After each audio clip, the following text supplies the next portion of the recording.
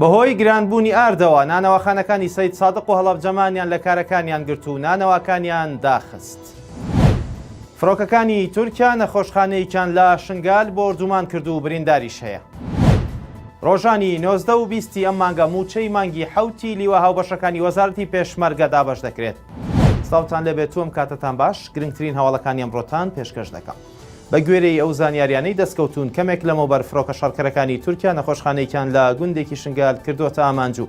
بە گوێرەی زانیاریە سەرەتاییەکانیش بریندار هەیە. هاوکات هەموو ئەو هاوڵاتیانەش بۆردومان دەکەن کە بەهانای بریندارەکانی ناو نەخۆشخانەکەەوە دەچن. لەو زانیاریانەی دەستکەوتون کاتژمێر 3 پاشنیوە ڕێمڕۆ فڕۆکە شەڕکەرەکانی تورکیا نەخۆشخانەی گوندی سکێنی شنگالیان بۆردومان کردووە. میدیاکانی نزیک لە پارتی کرێکەرانی کوردستانیش بڵاویان کردوێتەوە ئەو هاوڵاتیانەی ویستویانە بەهانای بریندارەکانەوە بچن لەلایەن فڕۆکە تورکیەکانەوە بۆردومان کراون و ڕێگەیان پێنادرێت بچنە ناو گوندەکانەوە. وەکو زانراوە فڕۆکە تورکیەکان 3 جار گوندی سکێنی شنگالیان بۆردومان کردو و تاوکو ئێستاش بە ئاسمانی ناوچەکەدا دەسوڕێنەوە.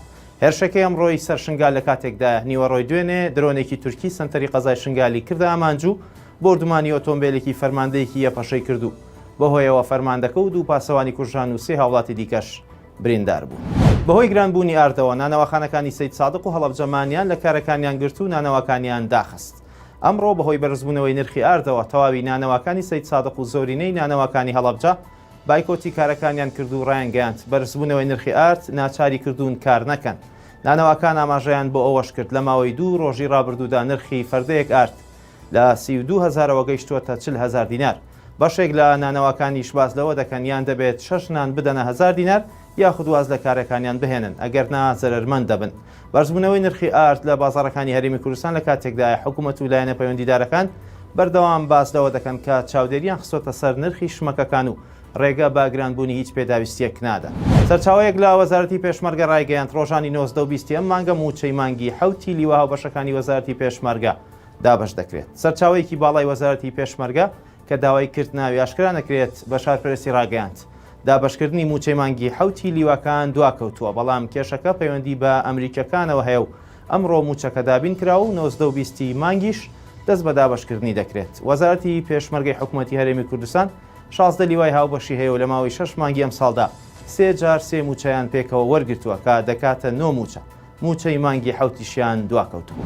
بە بڕیاری پارێزگاری کرماشان دەواازەی نێودەوڵەتی پەروێزخان هاتوچۆی گەشتیاری ڕاگرت. بە گوێرەی ڕاگەندراوێکی دەواازەی نێودەوڵەتی پەروێزخان لەسەر بڕیاری پارێزگاری کرماشان هاتوچۆی گەشتیاری لە ڕێگەی دەواازەی نێودەوڵەتی پەروێزخانەوە ڕاگیراوە. ئەوەش ڕوون کراوەتەوە بڕیارەکە بەهۆی کۆبوونەوەی ژمارێکی زۆر هاوڵاتی و گەشتیاری وڵاتی کۆماری ئیسلامی ئێرانە لە قەسری شیرین کە دەیانەوێت بە مەبەستی سەردان و بەشداریکردن لە یادی عاشورا بێنە هەرێمی کوردستان و لەوێشەوە بچنە کەربەلا و شارەکانی عێراق.